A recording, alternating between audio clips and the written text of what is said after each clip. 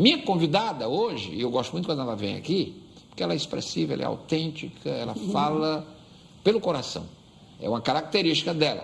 Quem a acompanha no plenário, nas manifestações, nos seus pronunciamentos, nos seus apartes, sabe que ela fala de coração.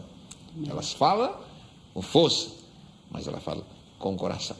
Ela é genuína, ela é autêntica. Isso é uma marca registrada da deputada doutora Silvana. Minha convidada hoje aqui do programa Questão de Ordem, ela é do Partido Liberal, nasceu em Fortaleza, Silvana Oliveira de Souza.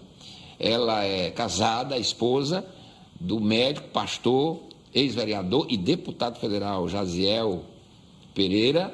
Ela é mãe de 2 filhos, o Moacir Oliveira Neto e o João Gabriel Souza. Ela é formada em medicina pela UFC, com especialização em clínica médica e dermatologia, né? E vem numa sequência de eleições para deputada estadual, sempre com votações crescentes. A última eleição dela, por exemplo, em 2022, ela foi eleita com 83.423 votos. Deputada doutora Silvana, que tem apresentado projetos muito interessantes, e ela vai falar aqui sobre isso. E eu quero começar aqui este programa especial com a doutora Silvana, que inclusive tem como título Presença Feminina no Parlamento Cearense, porque a deputada ela foi homenageada, juntamente com 13 servidoras, pela ASSAUSE, Associação dos Servidores da Assembleia, que é presidida pelo Luiz Edson, que também é o diretor do Departamento de Saúde aqui da casa. Isso durante a 16ª edição do projeto Política Cor-de-Rosa. O evento integrou a programação do mês das mulheres aqui na Alesse. E a homenagem, muito justa, foi em reconhecimento à atuação da deputada doutora Silvana na criação do Núcleo de Atendimento à Pessoa com Fibromialgia, que integra o Departamento de Saúde e Assistência Social da Alesse. Inclusive lá, durante a homenagem, ao agradecer a homenagem, ela citou e sublinhou que se tratava de um momento histórico, porque a Assembleia se tornava a primeira Assembleia Legislativa a disponibilizar esse tipo de atendimento para pacientes que sofrem com a fibromialgia. Então, de antemão, eu quero parabenizá-la também, a deputada, e dizer da alegria que tenho aqui, como sempre, quando ela vem aqui ao programa Questão de Ordem. Deputada Silvana, seja muito bem-vinda, com muita alegria, parabéns. Obrigada, Renato. E parabéns pela homenagem, porque eu soube que a senhora, inclusive, se emocionou. Muito. Lá. Conta pra gente, deputada. Quero agradecer, Renato, sempre a honra de estar no seu programa, no nosso programa, esse programa de grande audiência, porque é feito com o coração. Aqui, se vocês pudessem ver aqui, pessoal de casa, como funcionam os bastidores aqui, a Eleni, a Meire, nosso... A Meire ali, o César Sepp, o César... Então, o Brunilo, o pessoal da Libra aí. Isso, realmente vocês são uma família. É uma família. Né? Então a gente fica feliz de estar mais uma vez nesse programa. Eu me emocionei muito na homenagem que recebi, acho que foi uma das homenagens que mais marcou o meu coração, porque é uma luta que eu encampo por milhares de mulheres que, na sua quase totalidade, a fibromialgia afeta mulheres. Mais de 90% são pacientes do sexo feminino.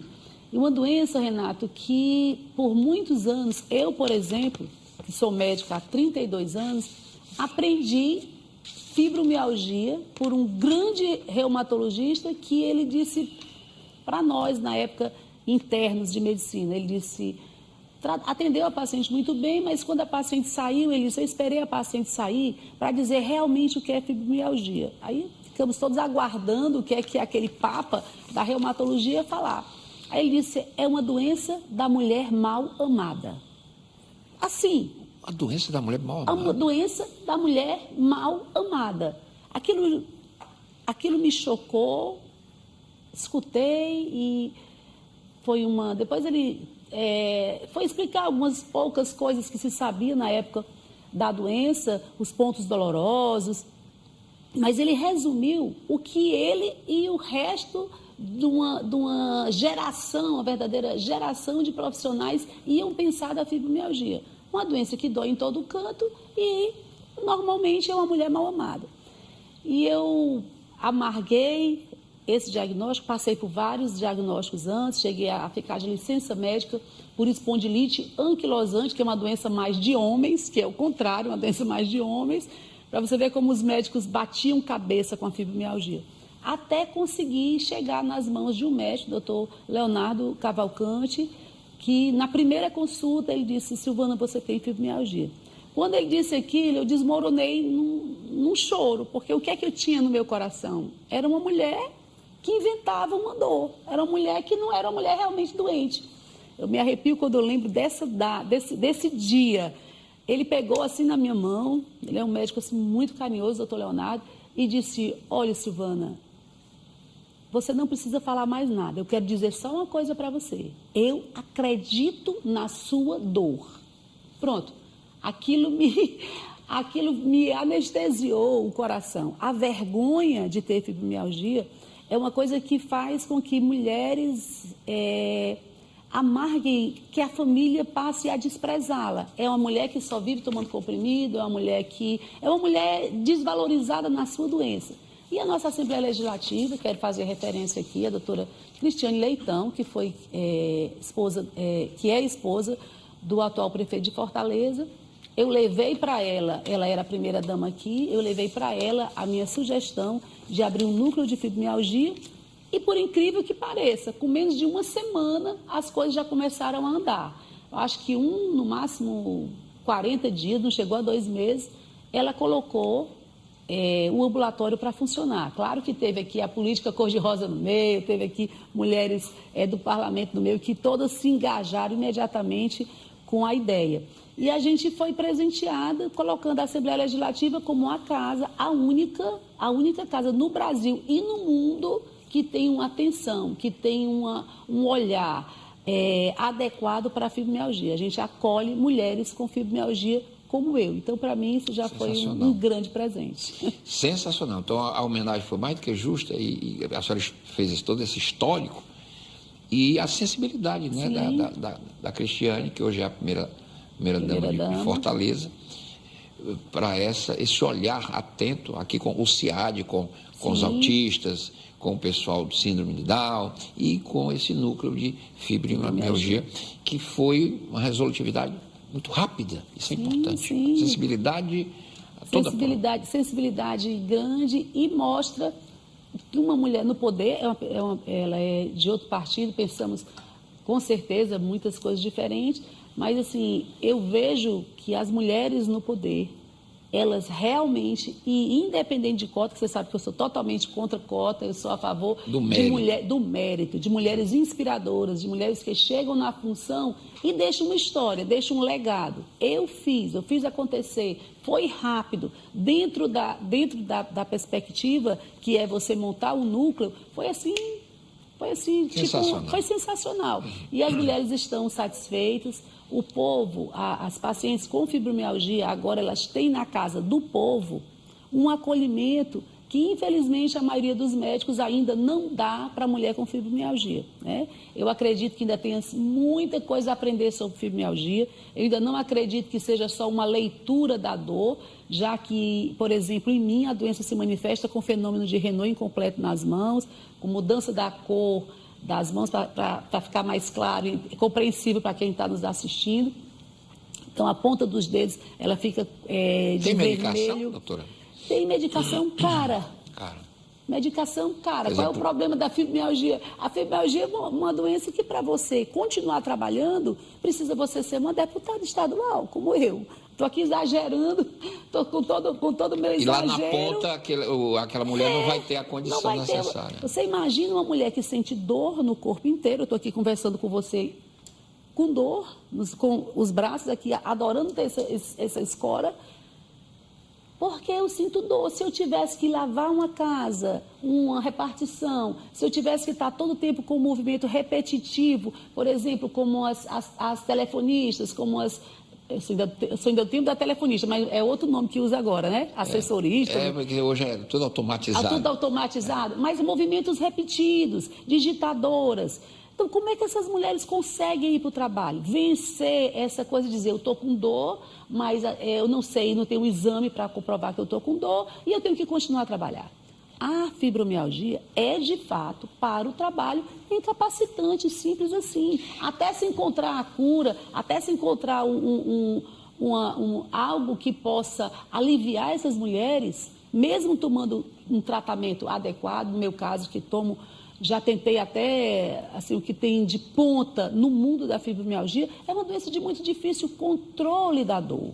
Então, eu estou nessa luta, estamos muito perto de ter o reconhecimento nacional, através de lei, para que a gente possa reconhecer, de fato, a fibromialgia como uma doença PCD. Tem um projeto lá, do seu marido apresentou? Tem projeto. Doutor Jaziel? Doutor Jaziel apresentou, está lutando, outros parlamentares juntos com ele, bancada feminina lá também, e eu acho muito importante que tem homens que estejam lutando. O nosso Jaziel, as pessoas dizem assim, coisa de mulher mal amada. Eu digo que, tirando Maria, que você sabe que eu amo muito, Maria, mãe de Jesus, tirando mãe de Maria, eu me sinto uma mulher agraciada de amor. Então, de fato, não é uma doença de mulher mal amada. Lá em casa eu sou a rainha mesmo daquele lá. As pessoas levam, meus filhos levam aguinha para eu tomar, comidinha, faz pedidinho de jantinha para mim. Então, de fato, a fibromialgia falta muito a se conhecer dela,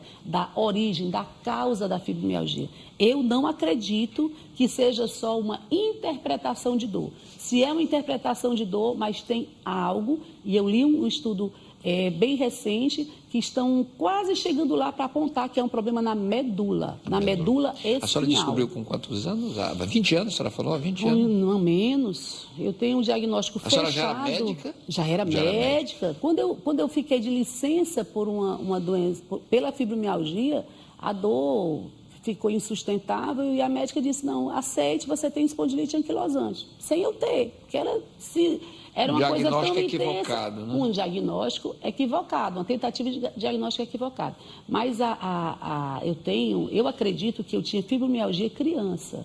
Eu era uma criança que me cansava, mas isso não muito. É interessante que com tudo isso que a senhora relatou aqui, por isso que a senhora se emocionou lá no evento em que a senhora foi, com muita justiça, homenageada pela ideia da instalação desse núcleo aqui na LES, que foi prontamente realizado, atendido pela doutora Cristiane, o Núcleo de Atendimento à Pessoa com Fibromialgia, o NAP, que integra o Departamento de Saúde e Assistência Social aqui da LES, que é dirigido pelo nosso presidente da SAUS.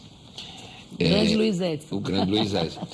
Pois é, e mesmo assim, e isso é interessante, quer dizer, uma deputada guerreira que mesmo assim formou-se em medicina, fez especialização em clínica médica, dermatologia, e veio para a política ocupar um espaço feminino para defender suas ideias na defesa da família, que são os seus lemas caros, em que ela defende com muito afinco a questão da família, a questão da cristandade, da religião cristã de Jesus Cristo, que são bandeiras que ela faz uma defesa, né, e que expressam um segmento grandioso da nossa sociedade. Eu estava vendo agora, eu sei que a senhora não é católica, mas a senhora tem o maior respeito por Nossa Senhora. Muito mesmo. Exatamente, eu sou católico. Eu acabei de ver uma manifestação agora católica que eu fiquei maravilhado, o nosso bispo, nosso arcebispo, uma multidão de fiéis fazendo uma caminhada da penitência. Isso é muito bonito, porque isso mostra que o nosso povo tem fé. Tem fé. O Brasil é um país cristão, ele nasceu com a cruz. Sim. A primeira missa foi no dia 25 de abril, 3 dias depois do descobrimento. Então, isso é uma marca indelével, não tem quem tire isso. Mas agora infelizmente, estão querendo colocar a religião afro como sendo a nossa origem. Não foi a religião afro. Deputada. É uma narrativa de esquerda, uma narrativa que eu considero perversa. Eu fiz uma denúncia muito recente, agora no meu mandato. É uma manifestação que merece ser respeitada. Sim, a gente respeita, respeita. Agora, ensinada não. Você ensinar a fé, você não pode ensinar na escola. A não ser que seja uma escola particular, que você já saiba. A gente nasce no seu núcleo familiar. Eu já nasci numa família que é católica. Sim, sim. Como eu convivi, vizinhos meus lá na Gentilândia, com evangélicos. Sim. Eu frequentei igrejas evangélicas e estudei a Bíblia e nunca fui desrespeitado. Pelo contrário. E a gente tem que aprender a conviver com as pessoas da Umbanda, com as pessoas, com os espíritas, com os que não têm religião. Com as diferenças, Com as exatamente. diferenças. Agora, trazer para a escola, Renato, isso não dá. Você utilizar, por exemplo, uma cantiga, né? uma musiquinha que vai ensinar para a criança, associar o nome de Maria a Iemanjá, eu não aceito. Mãe Maria, lavadeira de Iaiá. Vai lavar roupa de renda, alguma coisa assim. Vai lavar roupa no rio, não é dela, é de Iemanjá. Então, quando você coloca, mesmo que Maria, nesse caso, porque Maria para mim é um nome muito, muito sagrado, é um nome que o próprio Deus, Maria, o próprio Deus abençoou Maria e muito, agraciou e colocou Maria acima das outras mulheres, com certeza. Ele disse, bendita sois tu entre todas as mulheres, bendito o fruto do teu ventre.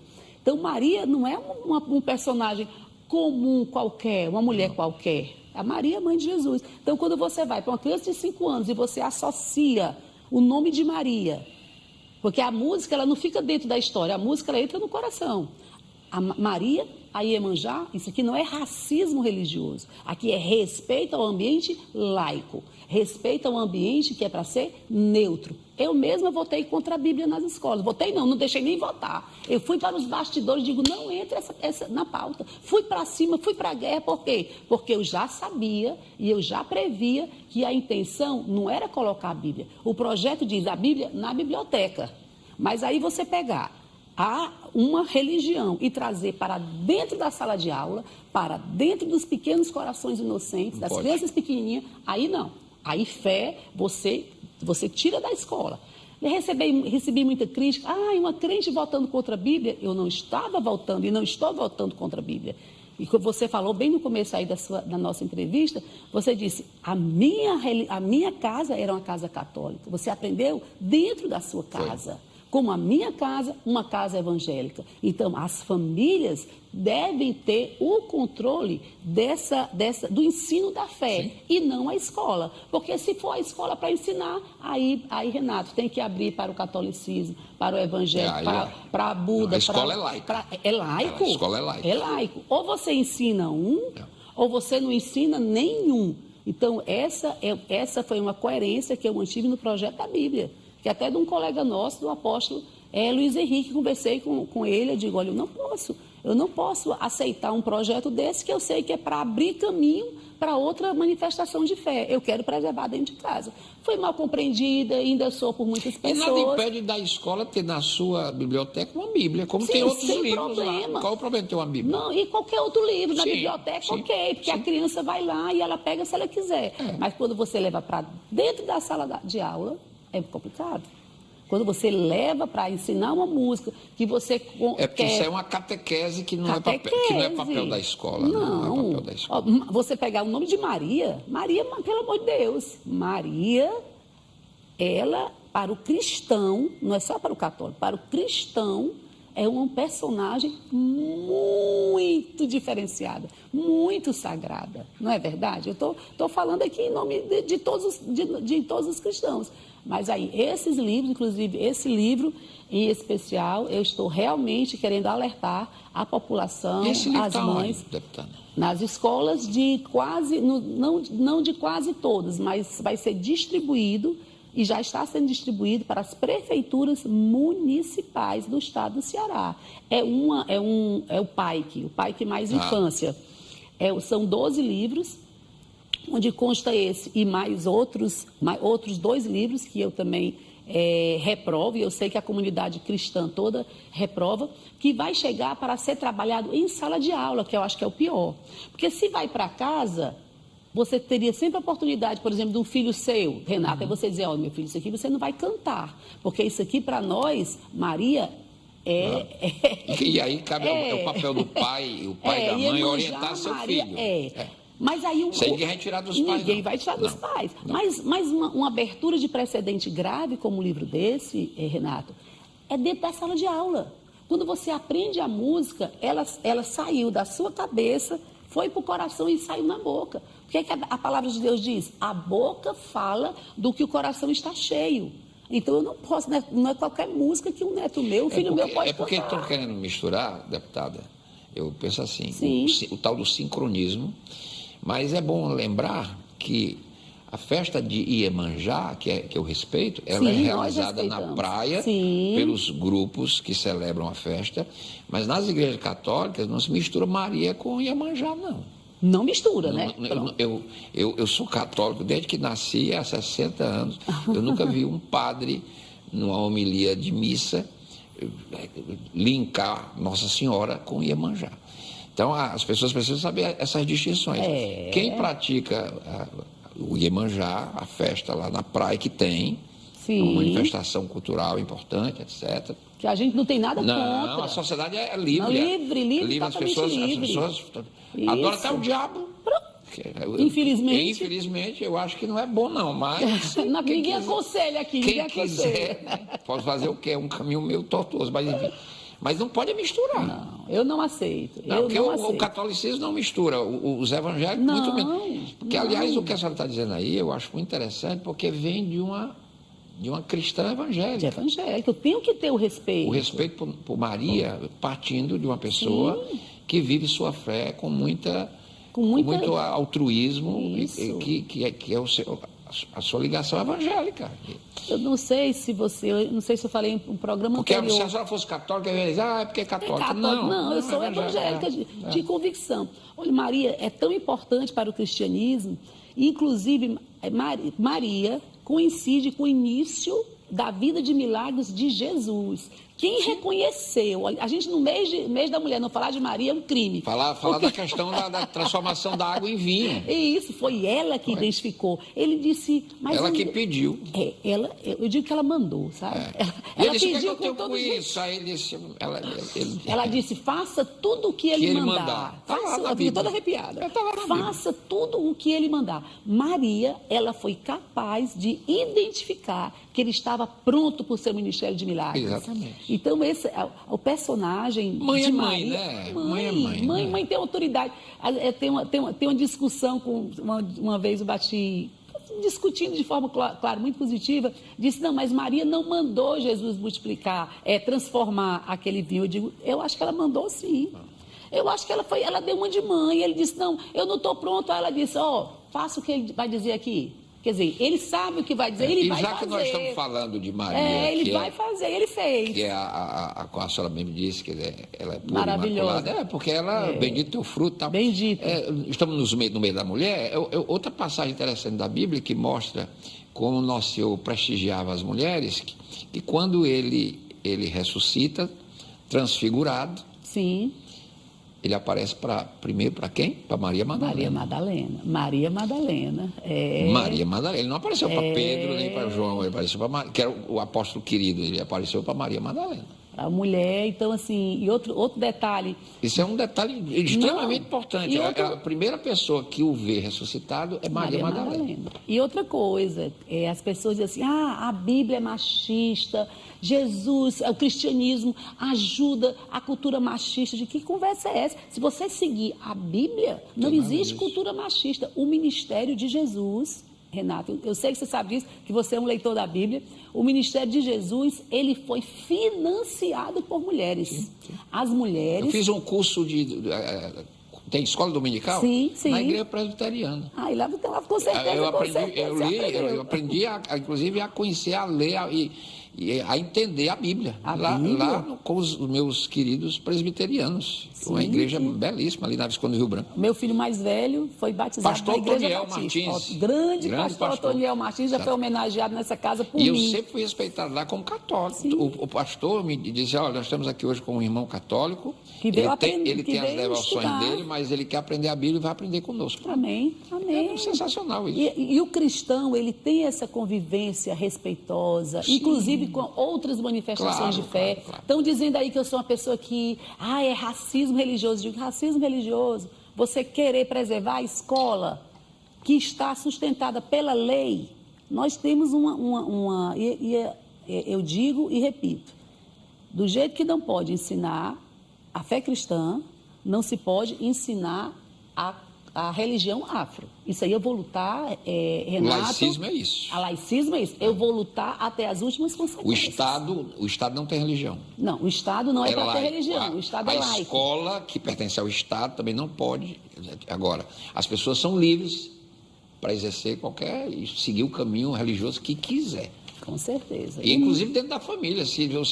Tem muita gente que nasce em família católica na minha família. E vai para os irmãos evangélicos, não tem um problema nenhum, que é uma religião cristã, que são cristãos, os nossos irmãos evangélicos. Então, assim, é o respeito à fé, o respeito à liberdade de você escolher a quem você quer que o seu filho siga. Principalmente as crianças que ainda não têm maturidade. E deixando bem claro, reforçando, é um projeto federal da Ministério da Educação para distribuir para as prefeituras, todas as prefeituras, inclusive de Fortaleza, prefeitura pequena ou grande, e que os pais não têm acesso.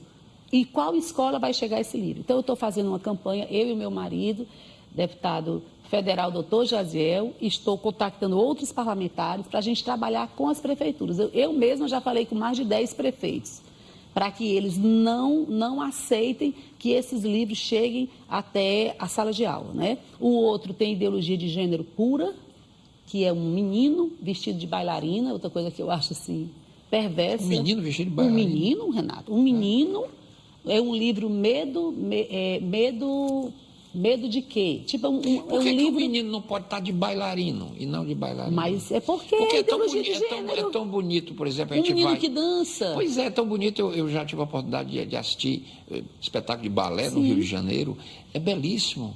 Tem um bailarino, tem a bailarina, tem o corpo de baile. Mas você sabe que a roupa do bailarino é diferente da bailarina. Claro. Só que nesse livro, medo de quê? Eu quero que o Caio... É um livro, medo... Para que medo de quê? Uma coisa assim, para um livro para enfrentar medo de injeção, medo de altura, medo de palhaço, medo de ambientes fechados. E um desses medos é um meninozinho, vestido de bailarinazinha. Como se fosse uma menina. Como se fosse uma menina. Numa página onde existem só as cores da transfobia, né? Tá. Do movimento trans. Que aqui eu não luto contra pessoas, eu luto contra ideias. Eu vim para cá para lutar contra ideias. E dentro de sala de aula, esse livro enfrenta o plano estadual de educação que retirou. Fizemos uma luta muito pesada na legislatura passada e retiramos totalmente a ideologia de gênero das escolas. E isso não está sendo respeitado no estado do Ceará. Foi aprovado aqui na Assembleia. Foi aprovado, retirada plena da ideologia de gênero. Tanto no Ceará como o plano federal também, nacional. Além na Câmara Municipal também foi aprovado também. Foi aprovado. Foi aprovado a não entrada também. É tanto que essa minha denúncia teve uma repercussão nacional, Renato. Teve uma repercussão nacional, graças a Deus, saímos na Folha de São Paulo por conta da nossa denúncia. E eu vou sustentar essa denúncia, nem que seja prefeito por prefeito. Cada cidadão dessa cidade vai saber o risco que tem uma criança de até 5 anos, de bebezinho até 5 anos, e está tendo contato com um conteúdo tão, vamos dizer, polêmico, né? Para mim é inaceitável. Para alguns, pelo menos, é um conteúdo polêmico. Deputada doutora Silvana, deputada, e o ano 2025 está só começando, estamos em março, já definidas as comissões técnicas aqui da Assembleia, portanto, a senhora já sabe quais comissões. Saúde, orçamento. Olha aí, como é que vai ser a atuação parlamentar, além dessas polêmicas, que é importante, são coisas que repercutem na sociedade, porque a sociedade se incomoda também, e é importante. Com certeza. É bom lembrar que o povo do Estado do Ceará é representado pelos 46 deputados estaduais da Assembleia Legislativa, que representa o povo do Ceará, como os vereadores, os 43 de Fortaleza, representam o povo da cidade de Fortaleza. Como os 22 deputados federais representam o povo do Estado do Ceará em Brasília. E os nossos 3 senadores representam o estado do Ceará. A gente está... Eu falei com o presidente, nosso presidente Romeu Aldigueri, e com o líder do governo quando estavam escolhendo as comissões. Eu digo, olha, eu sei que toda vida aqui é uma briga danada, principalmente para uma deputada de oposição, assumir alguma comissão importante. Mas, para mim, a comissão que eu não abro mão é a comissão de saúde. Eu amo estar na comissão de saúde. Eu sou médica há 32 anos e, para mim, é uma questão de honra, fazer parte. Eu não posso ter vários mandatos e não ter feito nada na saúde. Eu louvo a Deus que, através de um projeto meu, entregue ao ex-grande secretário de saúde, doutor Cabeta, eu considero o melhor secretário de saúde que já tivemos, um homem extremamente corajoso. Eu levei um projeto para um hospital de cuidados paliativos. Ele disse, Silvana, você será atendida com esse hospital, locou o antigo hotel Irapuru, e lá nós temos um grande hospital que atende pacientes Eu me lembro dessa sua luta. Crônicos, uma Cuidados luta. Paliativos que é ter dignidade, né? Dignidade para conviver. Conviver com o fim, conviver com a doença, conviver, ensinar os familiares. Ainda falta naquele hospital, até porque o Cabete não teve tempo e entrou direto a pandemia, né? Aí a pandemia complicou tudo. Ele foi um ótimo secretário. Ótimo secretário, e eu estou levantando essa bandeira mais uma vez, até porque eu quero que o hospital fique lá só para isso, só para esse fim. E a senhora vai fazer essa cruzada, digamos assim, sim, na Comissão de Saúde da Na Comissão de Saúde, está à frente da Secretaria de Saúde uma grande mulher, que é a doutora Tânia. Eu sou uma pessoa de oposição, Renato, que eu não tenho a ignorância de não reconhecer, que eu acho patético, você não reconhecer o esforço. No município é a doutora Socorro também, que já tinha feito um excelente trabalho na época do Roberto Cláudio, inclusive. Uma cidadã também. E a doutora Tânia, que conheço mais de perto, é uma mulher 100% dedicada no serviço público, a vida inteira. Então eu estou marcando um horário com ela, mandei a minha assessoria solicitar, para a gente falar de cuidados paliativos. Eu já estou tendo aqui uma boa ideia, viu? Tá ali, tem o Hospital César Carlos. Conte pra gente, conte aí. Acabei de ter uma grande ideia que vai entrar na minha história, que a gente pode pegar o Hospital César Carlos, já que está sendo... Felizmente ou infelizmente. Ele está indo lá para o Oeste, né? Eu estou pedindo audiência pública para a gente ver se é felizmente ou infelizmente. Mas você imagina se nós fizermos, no local do Hospital César Carlos, um hospital especificamente para cuidados paliativos. Aproveita o equipamento, né? Tá lá, né? Nós temos já o Irapuru, que não consegue cuidar só de cuidados paliativos, porque tem muitos outros pacientes que estão tendo que ocupar aquelas vagas, porque são poucos. A gente ainda não tem uma residência em cuidados, olha, cheio de ideias, uma residência em cuidados paliativos. Que bom, ideias. Que é uma tendência do mundo, viu, Renato? Cuidados paliativos é uma tendência de país do primeiro mundo. Sim. O cuidado paliativo não é o cuidado para morrer, é cuidado para viver melhor. Não é uma condenação o cuidado paliativo. Eu fico arrepiada quando eu digo isso. Oportunidade, obrigada. E falta uma política pública. Eu já fiz alguns programas aqui sobre isso. Inclusive, sim, tem um advogado que é muito voltado para esse tema aqui em Fortaleza. Eu fiz programas sobre isso. E o que a senhora está fazendo é de estruturar, sim, isso é muito importante, uma política pública de cuidados paliativos, sim, no estado do Ceará. E o Ceará daria um grande exemplo, sim, ao Brasil. Olha, o Ceará, ele precisa ter a visão e passar a visão para os familiares. Um paciente crônico, um paciente com câncer terminal, assim, não é dizer que ele vai morrer amanhã. Ele pode viver muito, tendo uma dignidade, e a família sendo capaz de aprender a lidar com esse paciente.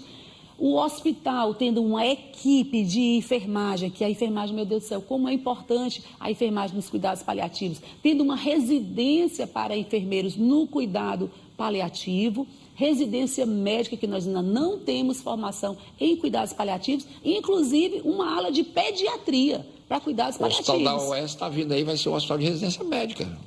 Pode ser um caminho, né? Um caminho, mas ele não tem ainda essa visão específica. Eu queria um local... Que seria o César Carlos? Poderia ser, por que não? Hoje nós temos o Irapuru, que está recebendo muitos pacientes com outro perfil também de cuidados paliativos, mas os leitos não estão tendo tempo para que essas pessoas fiquem um tempo mais demorado aprendendo e especializando nessa visão do cuidado paliativo. Mas se nós tivermos um hospital ainda mais estruturado, fora o Irapuru, vai deixar essa deputada muito satisfeita, vai deixar a população muito feliz, pessoas que ficam tendo que pagar cuidadores, porque não sabem lidar com o paciente, não conseguem lidar. E quem não pode pagar? E quem não pode pagar? E quem não pode pagar?